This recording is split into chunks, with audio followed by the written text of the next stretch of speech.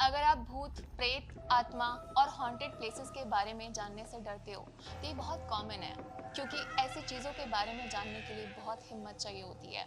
So in this podcast हम एक ऐसे गेस्ट को वेलकम करने वाले हैं जो इंडिया के one of the best paranormal investigator हैं।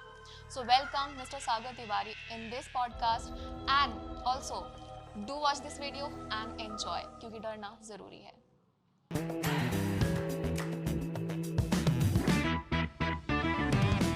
इंडिया के मोस्ट पैरानॉर्मल जो इन्वेस्टिगेटर्स हैं उनमें से आप एक हैं। So welcome to our podcast Sagar Tiwari ji.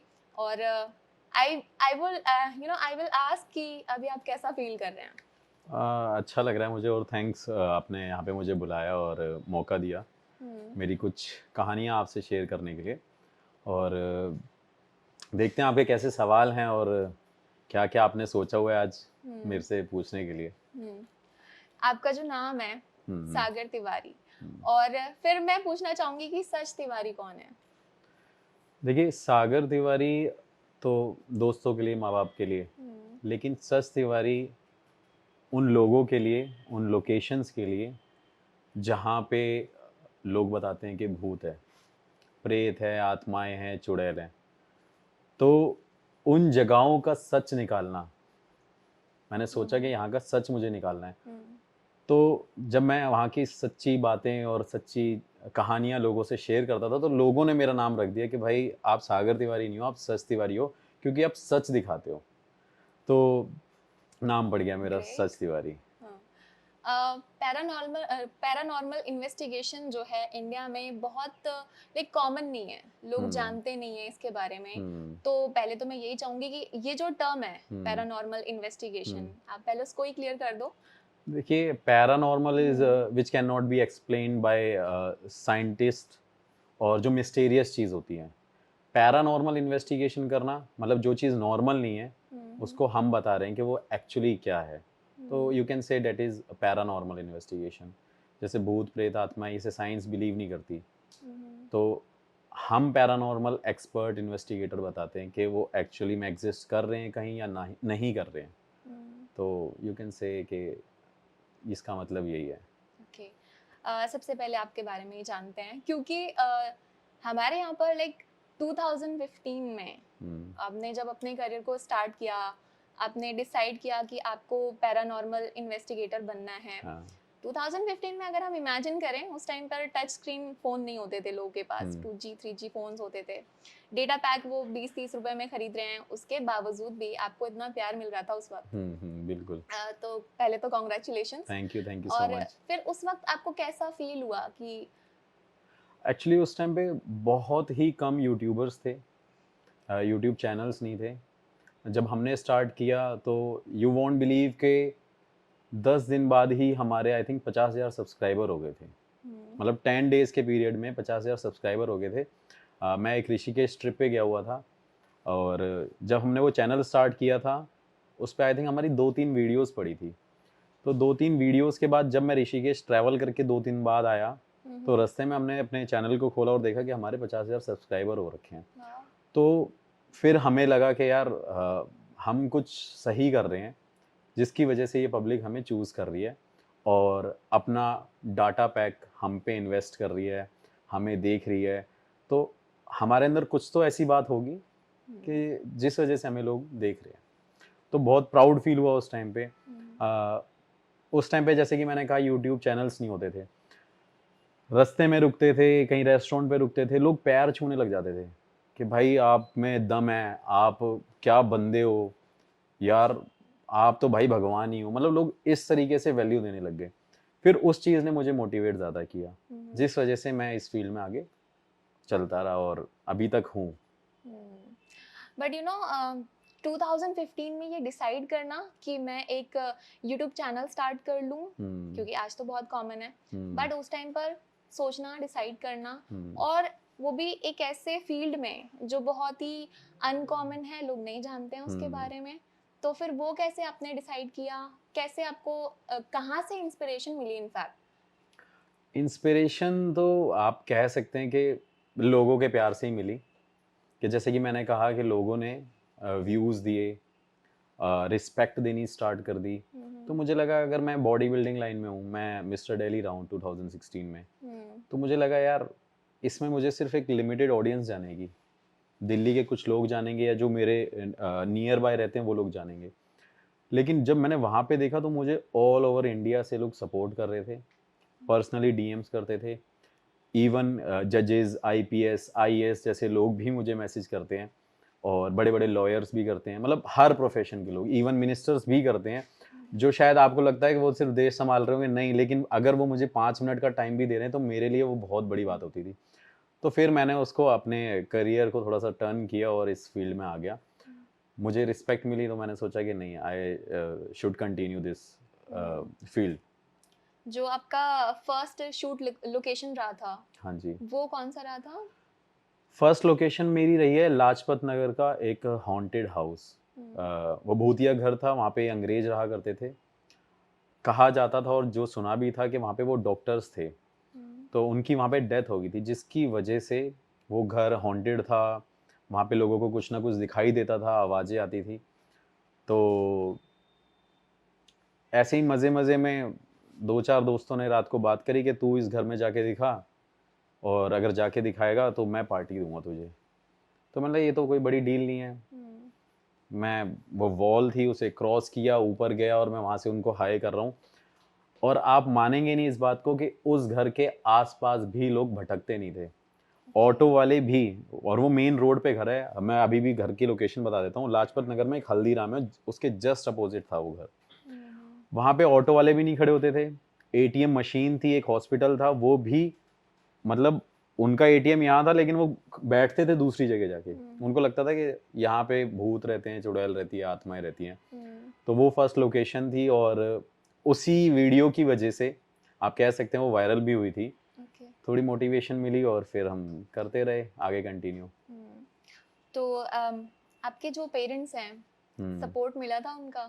Like parents का सपोर्ट, पहले तो बस वो यही करते थे, क्या करता रहता है, क्यों जा रहा है, इसमें लाइफ को प्रॉब्लम होगी आगे जाके, ये चीज़ें, नेगेटिव चीज़ें आगे जाके इफ़ेक्ट करेंगी तेरे को, और जंगलों में जाता है, पहाड़ों में जाता है, ऐसी खंडर जगहों पे जाता है कि वहाँ पे शायद सांप भी काट लें तुझे, तो ये सब क्यों करता है। मैंने नहीं, अब ये चूज़ कर लिया है, मुझे चलने दो बस अब। फिर पेरेंट्स का होता है ना कि हाँ यार, अब जो बच्चे ने करना है तो फिर उसको बस सपोर्ट कर दो। हाँ, तो उन्होंने कहा कि भाई तेरे को जो ठीक लगता है तू वो कर। और साथ किसने दिया कि हम साथ चल रहे हैं? साथ चलने वाले लोग, मतलब हॉन्टेड लोकेशंस पे 2-3 लोग हैं, एक अंकित दीक्षित, एक संयम, और एक हमारे साथ में भी बैठे हुए हैं दीनू भाई हमारे। तो ये लोग हैं, और एक और लड़का था आकाश, वो भी बहुत सपोर्ट करता था। मतलब आप मानेंगे नहीं, मैंने बहुत सारे कैमरामैन अपने पास रखे हुए हैं। कोई अपने आप कह सकते हैं कि इंटर्न्स के लिए आता था मेरे पास कि भैया मैं आपके साथ काम करूँगा, मैं आपके साथ हॉन्टेड प्लेस पे जाऊँगा। एक रात को उनको हॉन्टेड प्लेस पे लेके जाता था, वो नेक्स्ट डे आते नहीं थे, कहते थे मम्मी ने मना कर दिया, भैया आप तो शमशान घाट जाते हो, रात को हड्डियों को उठाते हो, रात को राखों को हाथ में ले लेते हो, सर पे लगा लेते हो, क्या करते हो, घर वालों ने मना कर दिया। फिर एक और को बुलाया, वो, उसको बुखार आ गया। फिर ऐसे ऐसे करते सारे, मतलब छोड़ के चले जाते थे, कहते आपकी फील्ड थोड़ी सी गलत है। बाकी जिन लोगों ने सपोर्ट किया, मैंने आपको नाम लिया इनके आगे, और बहुत सपोर्टिव, और मेरे बड़े भाई ने भी मुझे बहुत सपोर्ट किया। वो हमेशा बोलता था अगर कोई प्रॉब्लम होगी तो मैं उसे हैंडल कर लूँगा, तू जा। वो मेरे को लोकेशन शेयर करता था, जैसे आज भी वो इंडिया में कहीं ट्रैवल कर रहा होता है तो मेरे को लोकेशन भेज देता है कि यहाँ तू चले जा, अगर कोई वैसे प्रॉब्लम होगी लोकल लोगों की, पुलिस की, तो आई विल सपोर्ट यू। तो बड़े भाई ने मेरे बहुत ज़्यादा सपोर्ट किया मुझे इस चीज़ में, और आज भी इवन मैं फ़ोन जब भी हर 10 दिन में, 5 दिन में उसकी एक मैसेज और एक लोकेशन आती है कि ये हॉन्टेड लोकेशन है, तो आप ये कह सकते हैं। बाकी कुछ ऐसे अपने लोग भी हैं मेरे, मतलब आप कह सकते हैं मेरी फैमिली के, कि मैंने उनका कभी फ़ोन लिया और अपना चैनल खोला तो मैंने देखा कि उन्होंने मुझे सब्सक्राइब तक नहीं किया हुआ, बट फिर मुझे और ज़्यादा मोटिवेशन मिली, और आज बेचारे बस वो पीछे ही पड़े रहते हैं कि भाई आपके साथ रहना है, तू भाई है, तू ये है, तू वो है। ठीक है, सबके अपने अपने अपनी सोच है। चैलेंजेस की अगर हम बात करें, नेटवर्क इश्यूज आते होंगे क्योंकि आप इतने ज़्यादा डिफरेंट प्लेसेस पर आप विजिट कर रहे हैं, तो नेटवर्क इश्यूज होते होंगे और भी बहुत सारे चैलेंजेस होंगे। एक तो यहीं पे आपने अभी बताया कि अगर आप किसी पर्सन को अपने साथ में अपनी टीम में रखते हैं तो वो एक इशू आता है कि वो बच्चा या जो भी इंटर्न है इज लाइक कि नो इट्स डेंजरस। तो और भी कौन से चैलेंजेस होते हैं जो आपको फेस करने पड़ते हैं? देखिए, चैलेंज की बात करी जाए तो मैं आपको बहुत सारे चैलेंज गिनाता हूँ। एक पहला चैलेंज, लोकेशन पे पहुंचना बहुत बड़ा चैलेंज है, क्योंकि सपोज एक लोकेशन हमारे दिल्ली स्टेट से बाहर है, आप उस लोकेशन पे वहाँ पे पहुँचे, वहाँ पे आपको सपोर्ट नहीं करेंगे, लोग कहेंगे ये रात को क्या कर रहा है इस लोकेशन पे ये बंदा। तो कभी लोकल लोग आ जाते हैं, पुलिस आ जाती है, कभी लड़ाई करने के लिए भी लोग आ जाते हैं, क्रिमिनल एक्टिविटी भी बहुत ज़्यादा होती है, क्रिमिनल्स भी होते हैं।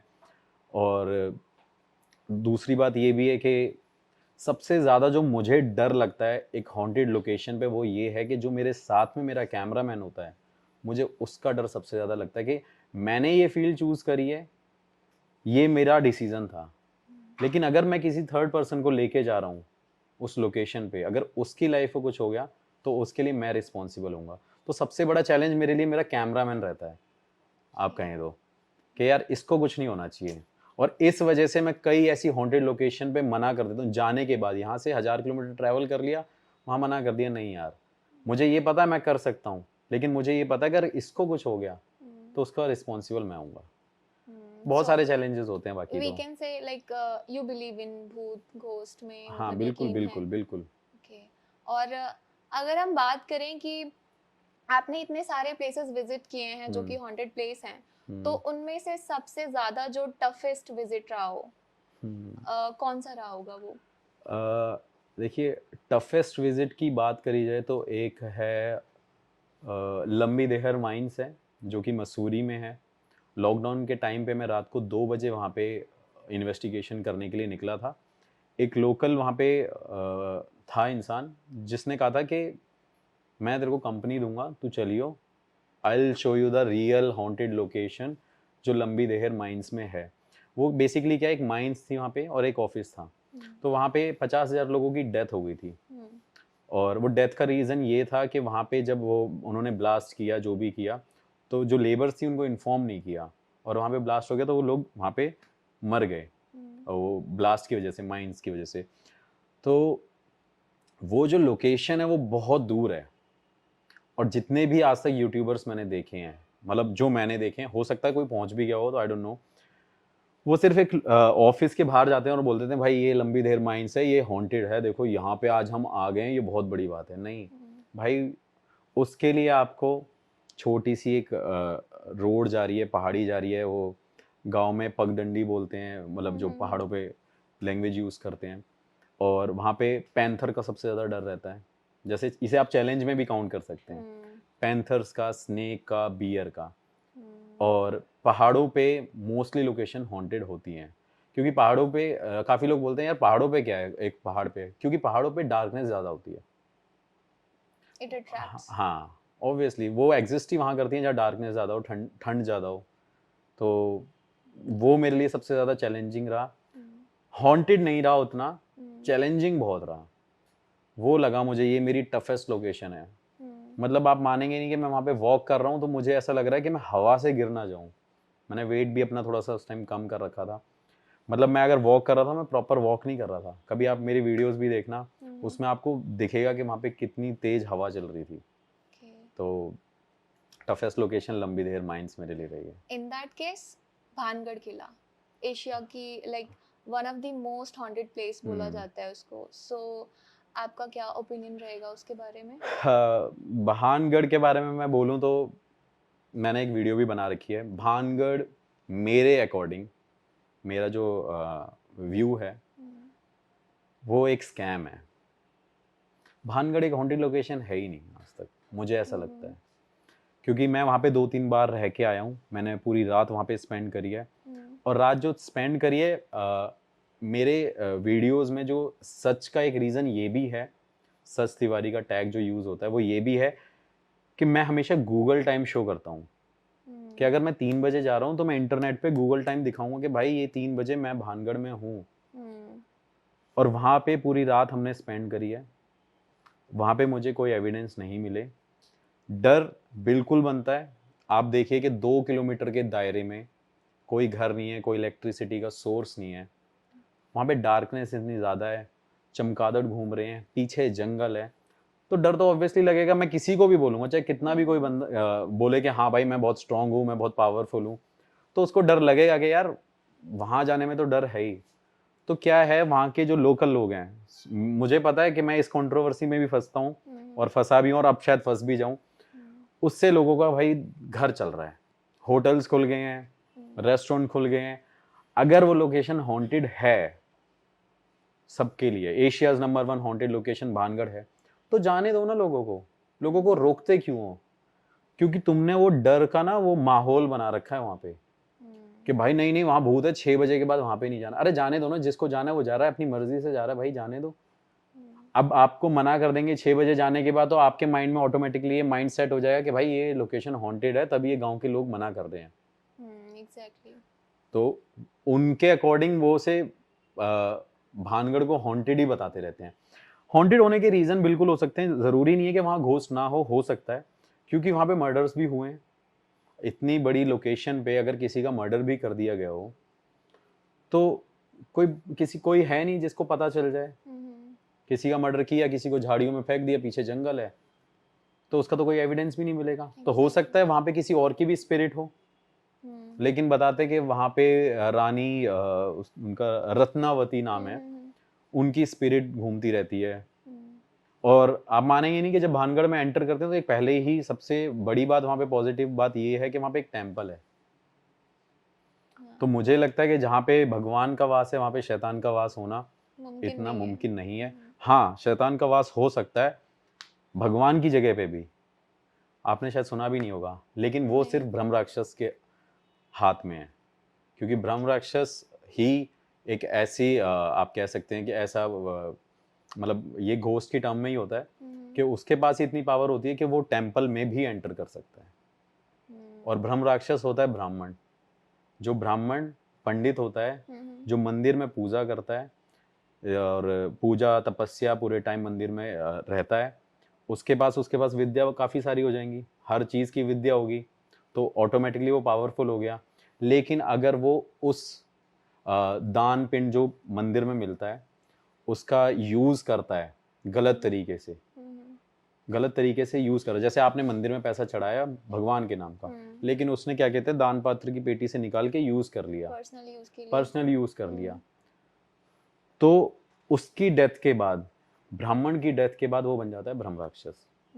तो मैंने बोला कि टेंपल में जो अगर एंटर कर सकता है या वहां पे भी जा सकता है तो वो ब्रह्म राक्षस होता है, और वो सबसे ज्यादा पावरफुल होता है। उससे ऊपर पावरफुल कोई नहीं है, डेविल नहीं है, राक्षस नहीं है। कोई है लोकेशन अभी इंडिया में ऐसा कोई ब्रह्म राक्षस की? देखिए मैंने सुना तो है कि हाँ एक दो जगह पे ब्रह्म राक्षस की लोगों ने बातें कही हैं। एक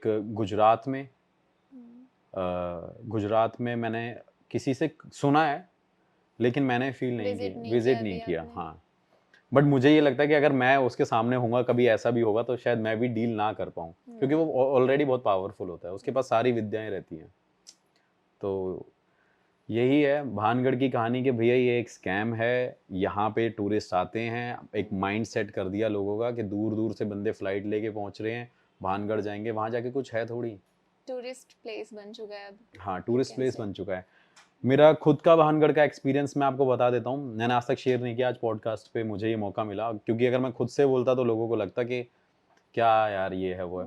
भानगढ़ में हम गए 2-3 लोग, गाड़ी पार्क करी, रात के 2-3 बज गए। 2-3 बजे के बाद आप मानेंगे नहीं, 100 लोग कम से कम भानगढ़ के गेट पे आ गए मारने के लिए, डंडा लेके आ गए, कोई वो रॉड लेके आ गया, तो बुलाने लगे कि हाँ हाँ आ जाओ आ जाओ आ जाओ, आज तुम्हें मार देंगे, ये कर देंगे वो कर देंगे। हम 3 लोग थे। अब मुझे पता था वो जब गेट खुलेगा तो भैया ये तो मारेंगे, और भीड़ अगर मारेगी तो किसी के ऊपर नाम भी नहीं आएगा। बट क्यों? यही तो स्कैम है ना, कि ये 3 बंदे भैया जाके वहां पे ये ना बता दें कि ये जगह हॉन्टेड है कि नहीं है, ये इस जगह को वो कर रहे हैं, लेकिन वो उनके पॉइंट ऑफ व्यू से क्या है, हमारी रानी के साथ छेड़ाछाड़ी कर रहे हो, हमारी रानी के साथ आप ये कर रहे हो। भैया कोई वहाँ पे होगा तब तो हम किसी के साथ छेड़खानी करेंगे, किसी को छेड़ेंगे तो तब जब वहाँ पे कोई रहता एग्जिस्ट करता होगा। तो उनका माइंडसेट ये था। अब मुझे बचना भी था वहाँ पे, तो मैंने क्या किया, मैंने पुलिस को कॉल किया वहाँ पे और बोला कि एक लड़की को यहाँ पे गेट के बाहर जला रहे हैं, जल्दी आ जाओ, और पूरे गांव वाले भीड़ लगा के खड़े हैं। तो पुलिस आ गई, 2-3 पीसीआर आ गई, फिर लोगों ने बोला कि इनको बुलाओ, ये है वो है। और हमेशा मतलब मैं पहले भी बता रहा हूँ और आज भी बता रहा हूँ, मैं हमेशा स्ट्रांग रहा हूँ, मेरी एक स्ट्रांग पर्सनैलिटी रही है। I can deal with any situation, मैं हर सिचुएशन से डील कर लेता हूँ। तो मैंने क्या किया कि मैंने पुलिस वाले को बोला, सर देखो गलती होगी ना उसके लिए आप मुझे पनिश कर लेना, लेकिन मुझे इस जगह से लेके जाओ। Exactly. और जब मैं इस फील्ड में आया था, मैंने चूज करी थी, तो मुझे भी पता था कि मेरी पावर क्या है। तो मैंने बोला ऐसा मत समझना कि दिल्ली के ये एक लड़का, एक लौंडा आया और यहाँ पे वीडियो बनाने, नहीं, you don't know about my background के पीछे मेरे कौन सपोर्ट करते हैं, और ये चलता भी है। तो मैंने बोला सर यहाँ से ले चलो, आप जो पनिशमेंट दोगे वो हम ले लेंगे, लेकिन कोई लोकल लोग हाथ ना लगाए। तो आप मानेंगे नहीं कि जब वो डोर खुला तो वो लोग मारने के लिए भी हो रहे थे, तो पुलिस वालों ने ऐसे पकड़ पकड़ के, मतलब ऐसे एक दूसरे के हाथ पकड़ के निकाल के स्टेशन ले गए। फिर स्टेशन में हमने अपने अकॉर्डिंग डील कर लिया। तो ये चैलेंजेस हैं। एंड एडवेंचरस भी है। एडवेंचरस भी है। आई फील कि मैंने एक लाइन पढ़ा था, actually it was like on your channel posted, कि मेरा खाली ग्लास मैंने भर दिया, और जिनको जो भी बोलना था मैंने उनका मुंह बंद कर दिया, समथिंग लाइक दिस। तो यहाँ से मुझे ये समझ में आया that some fire is in you, like कुछ आग है, बहुत सारे ड्रीम्स हैं और उन्हें पूरे करने हैं। और कौन कौन से ड्रीम्स हैं आपके? ड्रीम्स हैं, मेरे को अपने गाने निकालने हैं, मैं राइटिंग भी करता हूँ, शायरीज भी लिखता हूँ, मैं ट्रैवल करता रहता हूँ तो खाली टाइम मिलता है। बाकी मैंने अपनी पूरी एक एल्बम लिख रखी है खुद से, उसे कंपोज भी कर रखा है। तो मेरा मेन फोकस ये है कि जब मैं इस फील्ड से थोड़ा सा कभी हटूंगा तो I will focus on that thing. तो 2 लाइनें हम सुन सकते हैं, कोई शायरी? नहीं ऐसे ऐसे कैसे सुनाऊं, मेरे को तो खुद ही वो लगेगा। हाँ मतलब बहुत सारे ऐसे गाने लिख रखे हैं, और मतलब बॉलीवुड लेवल के आप कह सकते हैं कि लिखे हुए हैं। हाँ। तो कब सुन पाएंगे अभी हम? हाँ होप सो नेक्स्ट ईयर हम उसको लॉन्च, और शायद मे बी इस साल की एंड में एक करके। आप ये वाली लाइन सुना सकते हो एक बार, मेरा खाली गिलास मैंने भर दिया, ये वाला बोल सकते हैं? मेरा खाली गिलास मैंने भर दिया, जिनको भी मुझ पे डाउट था मैंने सबका मुंह बंद कर दिया। ये मुंह बंद करने वाली बात ये थी कि काफ़ी लोग मेरे हेटर्स थे वो बोलते थे कि अरे यार इसने चैनल स्टार्ट किया है, इसके सिर्फ 200-500 हज़ार सब्सक्राइबर रहेंगे और बस चैनल बंद हो जाएगा।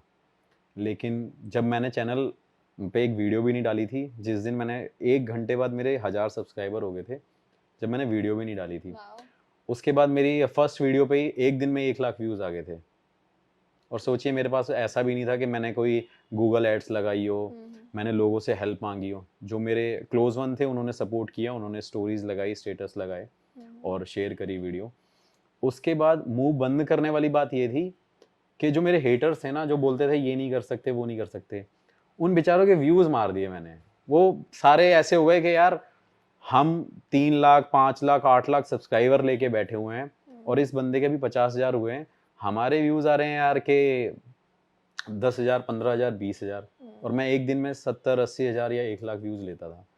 तो उस टाइम पे मैंने ये बात कही थी, और फिर सारे कम्युनिटी बना के खड़े हो गए, यूनिटी आ गई सबके अंदर, भाई इस सागर तिवारी को कैसे भी डाउन करना है यूट्यूब पे, और इसको यार हराना है, ये अगर निकल गया ना हम तो ये हमारी मतलब सोच लो कि कब्र खोद देगा।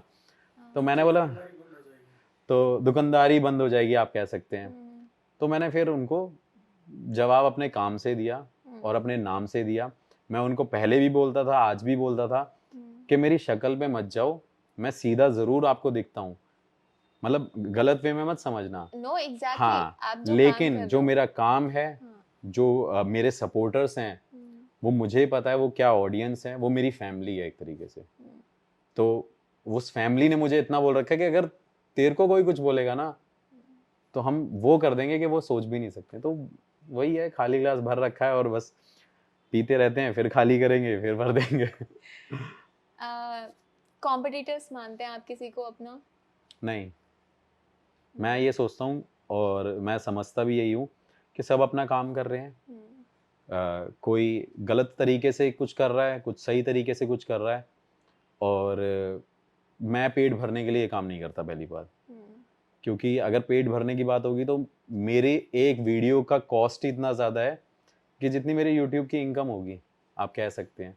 एक टीम को लेके गया, किसी लोकेशन पे पहुंचा, होटल्स लिए, 2-3 दिन का स्टे लिया, फिर अब हमारे अंदर थोड़ा सा वो है तो हम 5 स्टार होटल को प्रेफरेंस कर देते हैं।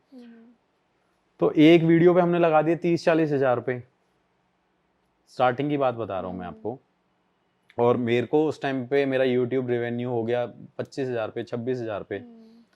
तो मैंने पैसों के लिए कभी किया ही नहीं इस काम को। हाँ, पैसों के लिए अब करता हूँ। अगर कोई मुझसे अप्रोच करता है कि आप हमारी लोकेशन पे आइए और आप यहाँ पे बताइए कि यहाँ पे कुछ है कि नहीं है, और वो भी मैं उनसे वही चार्ज करता हूँ जो सिर्फ मेरा ट्रैवलिंग कॉस्ट है। बस बाकी मैं कुछ साइड बिजनेस अपने कर रहा हूँ और अभी मेरा फोकस ज़्यादातर उन चीज़ों पे भी है। आपके वीडियोस में हम देखते हैं गूगल टाइम आप दिखाते हैं। हाँ जी। अभी आपने जिक्र भी किया था थोड़ी देर पहले। तो ये जो आइडिया है वो मतलब कहाँ से आया? ये आइडिया आया झूठे लोगों की वीडियो देख के। झूठे लोगों को देखा कि 7 बजे गांव में अंधेरा हो जाता है और सीधा फ़ोन पे टाइम सेट करके, वॉच में टाइम सेट करके दिखा दिया, भाई रात को 1 बजे मैं आया हूँ हॉन्टेड लोकेशन पे, तुम्हारा भाई अकेला आया है और देखना किसी के अंदर हिम्मत नहीं है। भाई तू 7 बजे उस हॉन्टेड लोकेशन पे है, तू फ़ोन में भी वही टाइम सेट कर रहा है, अपनी वॉच में भी वही टाइम सेट कर रहा है, और 7 बजे लोगों का शोर भी आ रहा है। तो काफ़ी सारी मैंने वीडियोस ऐसी एनालाइज करी और देखा कि यार नहीं, अगर अपने आप को इन सब से अलग करना है कि ये सारे एक काउंटिंग में आ रहे हैं और मेरी एक काउंटिंग अलग है, तो मैंने सोचा कि गूगल टाइम दिखाओ, रियलिटी दिखाओ, सच दिखाओ। अगर सच दिखाओगे, मैं कभी व्यूज़ के पीछे नहीं भागा। अगर मेरी वीडियोस पे 10,000 व्यूज़ होंगे ना, मैं खुश हूँ उसके साथ, क्योंकि 10,000 मेरे व्यूज़ वो हैं जो मेरी लॉयल फैमिली है, जो मुझे देखती ही देखती है। गूगल टाइम दिखाना इसलिए ज़रूरी है कि उनको अंदर से तो ये फील होगा, जो झूठे लोग हैं, जो चैनल वाले हैं, कि यार हम तो बस गलत काम करके ये धंधा कर रहे हैं, लेकिन मुझे वो सेटिस्फेक्शन नहीं मिलती। अगर मैं 7 बजे जाके वीडियो बना दूंगा ना, दिक्कत कोई नहीं है, मेरे व्यूज़ आएंगे और ऐसी वीडियो तो मैं पता नहीं कितनी बना लूँ, लेकिन मुझे सेटिस्फेक्शन नहीं मिलेगी। मेरे से होता ही नहीं है, ये अंकित जानता है। मैं जब भी इसके साथ जाता हूँ, अगर कभी ये भी बोल दें कि भाई 10:30 बज के वीडियो शूट कर लेते, क्योंकि इनको नींद आती है, तो मैं कहता हूँ नहीं भाई 12 बजे ही शूट करेंगे, या 11:30 बजे करेंगे, या 2 बजे भी करेंगे। और मेरी मोस्टली वीडियोस 2 बजे, 3 बजे, 2:30 बजे, 1 बजे, 3:30 बजे ही ज़्यादातर शूट होती है, तभी मैं गूगल टाइम दिखाता हूँ, वरना मुझे रात को नींद नहीं आएगी। We can say it's like passion for you. हाँ, पैशन है। और बताया जैसे कि मैंने कि लोगों को अवेयरनेस देना जरूरी है। डू यू बिलीव कि इंडिया में जैसे फॉरेन में कई सारे स्कूल्स हैं, वहाँ पर इसकी प्रॉपर स्टडीज होती हैं, बट इंडिया में ये अभी इतना कॉमन नहीं है, लोग नहीं जानते हैं। तो आपको लगता है कि इंडिया में कोई पैरानॉर्मल स्कूल्स होने चाहिए जहाँ पर एक्चुअली लोग पढ़ पाएं, अवेयर हो पाएं इन चीज़ों के बारे में? हमारी गवर्नमेंट ही सपोर्ट नहीं करती। Like people are us, like me, we have no future in this field. मैं आज 10 वीडियोस बना लूँगा इंडिया में, 20 बना लूँगा, 50 बना लूँगा, लेकिन एक जैसे कि लोकेशन है कलकत्ता में, बहुत सारी लोकेशन है कोलकाता में, वहाँ पे 10 हॉन्टेड लोकेशन है। एक इंडियन लाइब्रेरी जो सबसे बड़ी लाइब्रेरी है, वो हॉन्टेड है, और वहाँ पे मोस्टली वो जो लोकेशन है गवर्नमेंट के अंडर है। तो भैया अब जब गवर्नमेंट ही सपोर्ट नहीं करेगी तो हम उस पर शूट कैसे कर पाएंगे, कि उसे कैसे एक्सप्लोर करेंगे? तो मेरा जैसा बंदा 50 बार थाने गया हुआ है, रातें भी काटी हैं, लड़ाइयाँ भी करी हैं इस फील्ड में। हाँ, लेकिन जिस दिन इस गवर्नमेंट ने सपोर्ट कर दिया, तो मैं आपको बताता हूँ कि यहाँ पे बहुत अच्छा फ्यूचर होगा। और उनको पता नहीं क्यों मतलब ये प्रॉब्लम है इन चीज़ों से। भैया हर किसी का प्रोफेशन है ना भाई, एक वेटर का प्रोफेशन है, उसे पानी पिलाना है, एक कॉफ़ी वाले का प्रोफेशन है, उसे कॉफ़ी बनानी है। मैंने ये प्रोफेशन चूज़ किया, तो मेरा अगर इसमें करियर नहीं होगा तो मेरा जो 7-8 साल का पीरियड है वो तो वेस्ट है। तो मुझे लगता है कि नहीं यार, इनको सपोर्ट करना चाहिए। ऑल्दो एक यूनिवर्सिटी है बनारस की जिसमें एक कोर्स है भूत विद्या, लेकिन आई डोंट नो एग्जैक्टली कि वो क्या उसके अंदर बताते हैं, बट मुझे जो लगता है वो सिर्फ ये सिखाते हैं कि how to deal with this evils और ये स्पिरिट्स के साथ कैसे आपने डील करना है। मतलब kind of you can say बाबा, क्योंकि नाम भी थोड़ा सा ये है कि भूत विद्या, तो शायद वो सिखाते हैं। लेकिन पैरानॉर्मल का कोर्स वहाँ पे नहीं है। गवर्नमेंट अगर दे, कुछ प्राइवेट इंस्टीट्यूट भी हैं जो शायद सिखाते हैं, लेकिन कितने ही बंदे उसको करेंगे। आप देखो ना, जब उनको लोकेशन पे वो परमिशन ही नहीं मिलेगी। एग्जैक्टली, वो तो फिर वेस्ट ऑफ डिग्री होगा ऑब्वियसली। अच्छा, पैरानॉर्मल से जुड़ा हुआ एक ऑर्गेनाइजेशन भी है, it is called Indian paranormal society. So मैं चाहूंगी कि ये आप हमें like in a simple words explain अगर कर पाए। देखिए, पैरानॉर्मल सोसाइटी के लोग मेरी वीडियो ज़रूर देखते हैं, और ये बॉम्बे में है इनका ऑफिस, जो मैंने सुना है। और पैरानॉर्मल सोसाइटी के जो मेन मेंबर थे वो गौरव तिवारी सर थे, जो जिनकी डेथ हो गई। उसके बाद वकार राज जी, जो पूरा टेक्निकल चीज़ें देखते थे, और उनके साथ मैंने काम भी किया हुआ है। तो एक्चुअली जो इंडिया में इनिशिएट जिन्होंने लिया था कि इन चीज़ों से डील करने का या इन्वेस्टिगेशन करने का, सच झूठ बताने का, तो that is IPS, Indian paranormal society. So उसमें भी कुछ ऐसे लोग हैं कि ऊपर नहीं आ पाए क्योंकि उनको सपोर्ट नहीं मिला। लोग सपोर्ट ही नहीं करते। बाकी आई रिस्पेक्ट, अगर आज भी मैं उन लोगों को जानता हूँ जो IPS में हैं, और मेरे को भी बहुत रिस्पेक्ट करते हैं। एक्चुअली वो भी मेरे को बोलते रहते हैं, यार तू बहुत अच्छा काम कर रहा है, मेरी वीडियो एनालाइज करते हैं। आप लोगों को लगता होगा कि वीडियो में बस इसने दिखा दिया तो हमने बिलीव कर लिया, नहीं। लेकिन IPS मेरी पूरी वीडियो एनालाइज करता है कि कुछ एडिटिंग ना हो इसमें, कुछ जो ऑब्स दिख रहा है वो क्या कहते हैं, रियल है या इसने एडिटिंग में डाला है। क्या हम ये कह सकते हैं कि वो एक सेंसर बोर्ड की तरह काम कर रहे हैं? हाँ, ये भी कह सकते हैं आप। करते हैं, मतलब कुछ कुछ लोगों के लिए करते हैं। बाकी उनका मेन काम तो ये इन्वेस्टिगेशन ही करना है। लेकिन अगर उनको मेरे पे डाउट है तो वो एक वीडियो पिक करके देख सकते हैं, उसमें देखेंगे कि हाँ भाई ये गलत बता रहा है, नहीं बता रहा। वो तो हर कोई करता है। देखिए, इट्स नॉट अबाउट IPS, वो कोई भी कर सकता है। आपने कहा अभी कि इंडिया में जो इंडियन गवर्नमेंट है वो रिकॉग्नाइज नहीं करती पैरानॉर्मल सोसाइटीज को, या कहें कि जो भी आप ये अभी इन्वेस्टिगेशंस कर रहे हैं, एंड अगर इंडियन गवर्नमेंट सपोर्ट कर देती है तो ऑफ कोर्स ब्राइट फ्यूचर आप देखते हैं। बिल्कुल बिल्कुल। बट आप जो है वो फॉरेन कंट्रीज में भी विजिट करते हैं, हमने वहाँ के भी ब्लॉग्स देखे हैं, एंड अभी थाईलैंड आप गए हुए थे, वहाँ पर आपने एक पैरानॉर्मल एक्टिविटीज का पूरा एक ब्लॉग शूट किया हुआ है। सो इन दैट केस क्या फॉरेन कंट्रीज में गवर्नमेंट सपोर्ट करते हैं या? बिल्कुल, फॉरेन कंट्रीज में गवर्नमेंट बहुत ज़्यादा सपोर्ट करती है। एक्चुअली उनको प्रॉब्लम ही नहीं है। उनको ये है कि वही वाली बात कि ये इसने अपना टाइम इन्वेस्ट किया है इस कोर्स में, तो ही डिज़र्व कि अगर ये कुछ कर रहा है। हाँ, आप कहीं गलत मत करो किसी लोकेशन पे, तो वो कभी मना नहीं करते, वो परमिशन देते हैं। आप कहीं भी ऑल मतलब लाइक एक्सेप्ट इंडिया, या कुछ हो सकता है जो और कंट्रीज़ हों, लाइक बांग्लादेश कह सकते हो या नेपाल कह सकते हो, या और जो जगह हैं। बाकी जो मेरे को पता है, ऑस्ट्रेलिया, UK, अमेरिका, यहाँ के जो इन्वेस्टिगेटर हैं, इनके पास पूरी अथॉरिटी होती है वहाँ पे इन्वेस्टिगेट करने की, और मतलब पूरे कंट्रोल में होती है इनकी लोकेशन। अगर ये इंडिया में हो तो बात ही अलग है। फिर तो मैं भी 3 बंदे 4 बंदे लेके, टीम लेके अलग अलग तरीके से शूट करूं। अब हमारा क्या होता है, यहाँ पे एक लोकेशन है, मतलब मैं ये आपको बिल्कुल रियलिटी बता रहा हूँ, जो BTS पीछे क्या है। एक लोकेशन सामने दिख गई, उसे आधे घंटे में कैसे भी कवर करके निकल लेना है, या 1 घंटे में कवर करके निकल लेना है। लाइट बंद कर लेनी है, लाइट जला लेनी है, कोई देख ना ले, कोई पकड़ ना ले।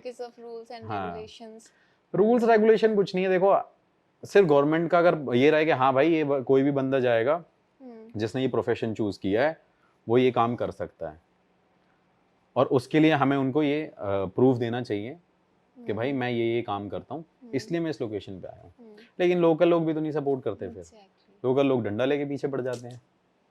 ठीक है, सबकी अपनी अपनी सोच है, हम क्या कर सकते हैं, हम नहीं समझा सकते उनको कि व्हाट एक्चुअली ये प्रोफेशन क्या है। तो जितने भी प्लेसेस आप विजिट करते हैं, क्या वो रियल घोस्ट प्लेसेस होते हैं?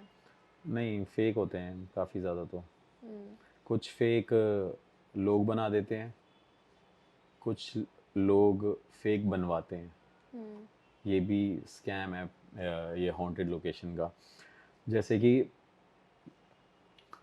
किसी को घर बेचना है और उसी का फैमिली मेम्बर नहीं चाहता कि वो घर कोई बेचे, मतलब तो उसी में ही वो ड्रामा करने लग जाते हैं लोग कि इस घर में आत्मा है, उस घर में भूत है। राइवलरी केस हाँ, में। तो 4-5 पड़ोसियों को पता चलता है कि यार ये तो घर में आत्माएं प्रेत दिखती हैं, उसका भाई बता रहा था।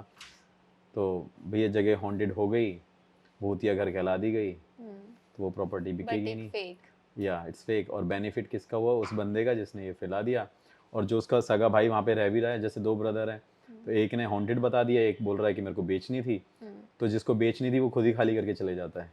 एग्जैक्टली। और कुछ लोगों ने मुझे पैसे दे के भी कि मतलब मैं आपको पैसे दूंगा, आप इस जगह को हॉन्टेड बताओ। और 10-10, 20-20, 50-50 करोड़ की प्रॉपर्टीज़ हैं वो। मतलब लोकेशन के बारे में तो खैर क्या बताऊं, आप कह सकते हैं इंदौर में, गुजरात में, और हरियाणा में, इवन दिल्ली में। एक लड़की मुझे मैसेज करती है इंस्टाग्राम पे, बहुत खूबसूरत लड़की, अच्छे फॉलोअर्स उसके, कि कन्वर्सेशन स्टार्ट करने के लिए कैसे भी मैं इस बंदे से बात कर सकूं।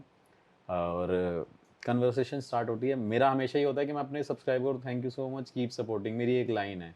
हाँ, मेरे अंदर कोई ईगो नहीं है, मैं हमेशा अपने फॉलोअर्स को रिप्लाई करता हूँ अगर मैंने मैसेज देखा है। कई कई लोग ऐसे भी हैं जिनको 3-3 साल तक रिप्लाई नहीं मिला, लिस्ट भरी रहती है, जितने इंस्टाग्राम पे फॉलोअर्स नहीं उससे ज़्यादा मैसेज है। फिर क्या होता है, बात करती है कि हाय हेलो, कन्वर्सेशन चली, फिर के I have a location for you, please can you come here and investigate this place, ये वो करके मतलब कन्विंस करती है। तो मैं उसको बोलता हूँ विल प्लान समडे, जब भी मैं वहाँ पे आऊँगा तो हम वहाँ पे पहुँचेंगे। नहीं नहीं, मैं सारा एक्सपेंस दूंगी आपका, आप यहाँ पे आइए। तो मेरे को खुद भी डाउट हुआ कि एक लड़की चाहती है कि मैं उस एक लोकेशन वो बता रही है उसे मैं इन्वेस्टिगेट करूँ, कि मतलब like what is the reason behind it. तो मैं पूछता हूँ कि भाई मेरे को रियलिटी बता कि what you want from me, और क्या है। तो शी सेड कि this is my house and इसकी वर्थ 20 करोड़ रुपए है। Me and my mamma wants कि आप इसको हॉन्टेड लोकेशन बता दो सो डैट ये सेल ना हो, और हम आपको 10 लाख रुपए देंगे। ओके। तो ऐसे लोगों को हम जैसे डिनाई कैसे करते हैं आप? क्योंकि ऐसे लोगों को डिनाई करना बहुत मुश्किल होता होगा। उनको वही स्टार्टिंग, मेरा हर आपके फर्स्ट क्वेश्चन ने ही जवाब दे रखा है, मेरा तो काम सच दिखाना है। तो मैं वहाँ पे पहले ही बोल देता हूँ कि मेरा वो टैगलाइन नहीं सुनी क्या, मैं सिर्फ सच दिखा सकता हूँ, पैसों के लिए मैंने बोला कि मैं काम नहीं करता। हाँ, काम करता हूँ पैसों के लिए, अगर मेरा कोई क्लाइंट मुझे अप्रोच करता है तो मैं उससे पैसे लेता हूँ। तो मेरा सिर्फ ये है कि भाई नहीं, ये नहीं करना, फाइन। क्योंकि उससे फ़ायदा क्या है, वो कर्म बुरे होंगे फिर हमारे। तो अम्बाला को क्या ऐसे माना जा रहा है कि वो हॉन्टेड प्लेस है? अम्बाला को हॉन्टेड माना नहीं जा रहा, अम्बाला को हॉन्टेड लोगों ने बना ही दिया है, और उस पर हाइप क्रिएट कर रहे हैं, बहुत हाइप क्रिएट कर रहे हैं, व्यूज़ ले रहे हैं कि ये है वो है। मैं ये बोलता हूँ उनको दिखता है, उनको लगता है, तो उनके लिए वो हॉन्टेड है। लेकिन आई नो द रियलिटी, मैं 2 बार वहाँ पे विजिट कर चुका हूँ, मुझे कुछ दिखा ही नहीं है। चक्कर क्या होता है ना, लोकेशन हॉन्टेड होती नहीं है, हॉन्टेड बनाई जाती है। मेरी फर्स्ट वीडियो में यही मेरी जो फर्स्ट वीडियो थी उसमें मेरा पहला लोगों के लिए एक अवेयरनेस का मैसेज यही था कि लोकेशन कभी हॉन्टेड नहीं होती, उसे बनाया जाता है। लोकेशन बहुत सारी जो हॉन्टेड है ना, वहाँ पे एक्चुअली लोग हिम्मत ही नहीं करते विजिट करने की।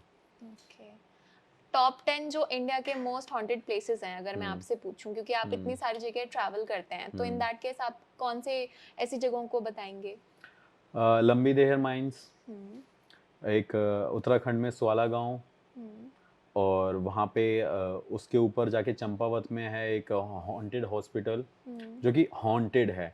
अब वहाँ पे कोई चीज़ है नहीं है वो बात अलग है, लेकिन जो सबसे ज़्यादा मुझे हॉन्टेड लगती है और बॉम्बे में है एक मुकेश मील्स फैक्ट्री है, बाकी एक सवाई होटल मसूरी में है, और आपका कुलधारा विलेज है जो मोस्ट हॉन्टेड है जैसलमेर में, और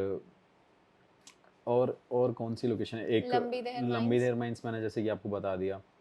बाकी एक हॉन्टेड ट्री भी है, उसको मतलब मैंने इन्वेस्टिगेट किया था तो वहाँ पे बहुत ज़्यादा एविडेंस मिले थे मुझे। और एक हॉन्टेड स्कूल है राजस्थान में, वो भी एक हॉन्टेड है। बाकी अब कहो कि आर्टिकल के अकॉर्डिंग अगर हम देखें तो दिल्ली में 50 लोकेशन है कि भैया दिल्ली कैंट भी हॉन्टेड लोकेशन है। वैसे टॉप इंडिया में देखा जाए तो दिल्ली कैंट एक हॉन्टेड लोकेशन है, लेकिन अकॉर्डिंग मी वो नहीं है। आपने विजिट किया? विजिट किया हुआ है, मैं कई बार विजिट किया। मैं रात को 2 बजे खुद अकेला गाड़ी से ड्राइव करके वहाँ पे खुद अकेले पहुँच गया, ऊपर विजिट कर रहा हूँ, वहाँ पे घूम रहा हूँ, मुझे कुछ ऐसा फील नहीं हुआ।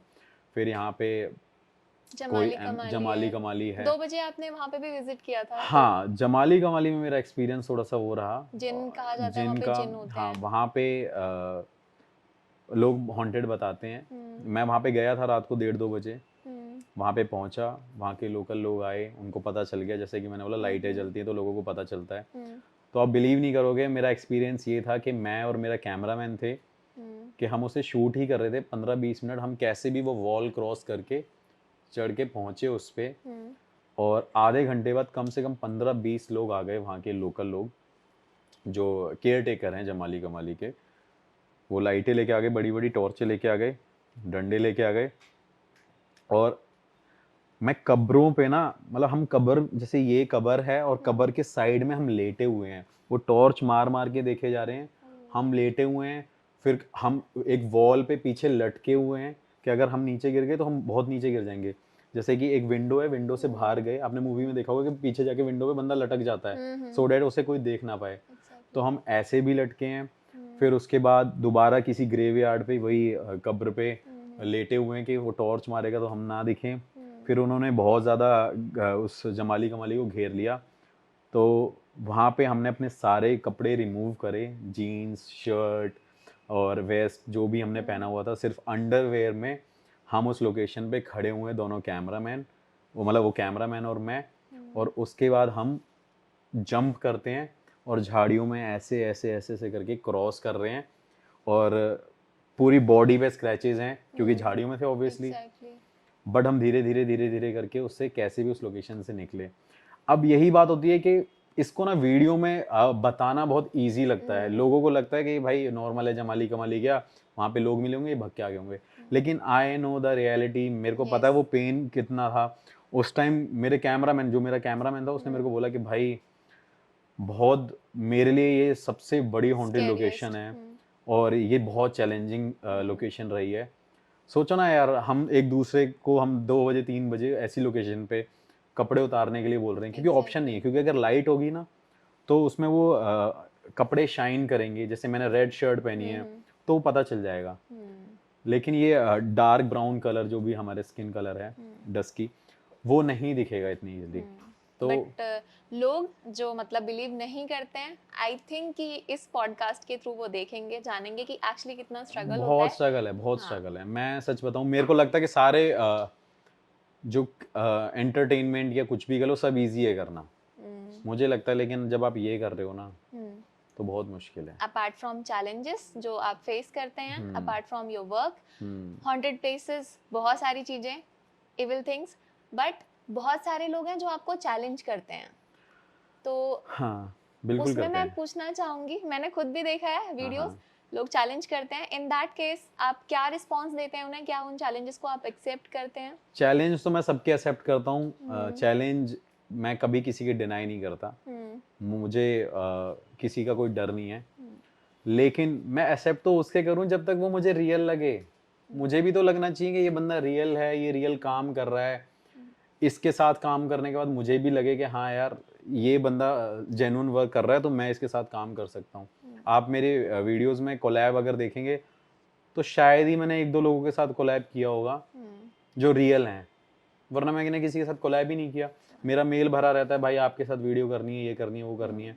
मैं नहीं भग सकता, मैं बाल लटका के नहीं घुमवा सकता, मैं आवाज़ें नहीं निकाल सकता, मैं पत्थर नहीं फेंक सकता, मैं डोर नहीं बजा सकता। मेरी वीडियो में आप सिंगल चीज़ ऐसी नहीं देख सकती हो।